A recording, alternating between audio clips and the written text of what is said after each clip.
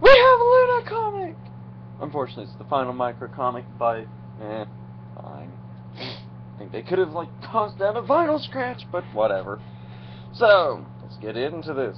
I did like the references. For example, we had a owlbear, and it wasn't just simply a toss-off. We actually referenced the fact that Luna having one as a pet would violate copyright infringement.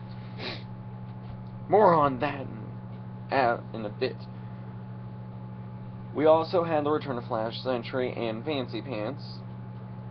Mostly interested in Fancy Pants returning. Flash Sentry is more of just, holy crap, they actually thought to bring him back.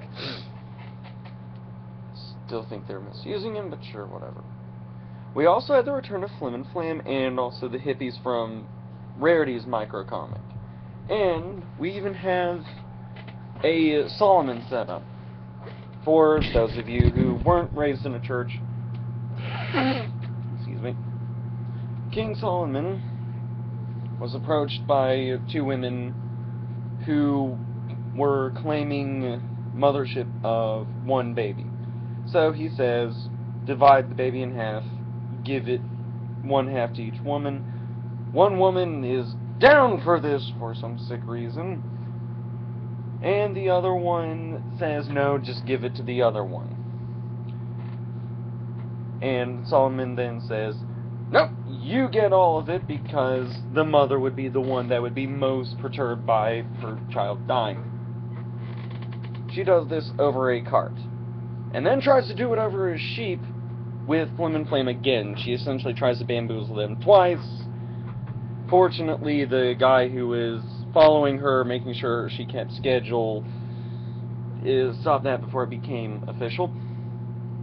But something I found odd is that Luna is using high-class words to describe the common folk, like peasantry, peons, you know, stuff that you would think after Luna Eclipse she wouldn't be doing anymore. But that's my one big issue.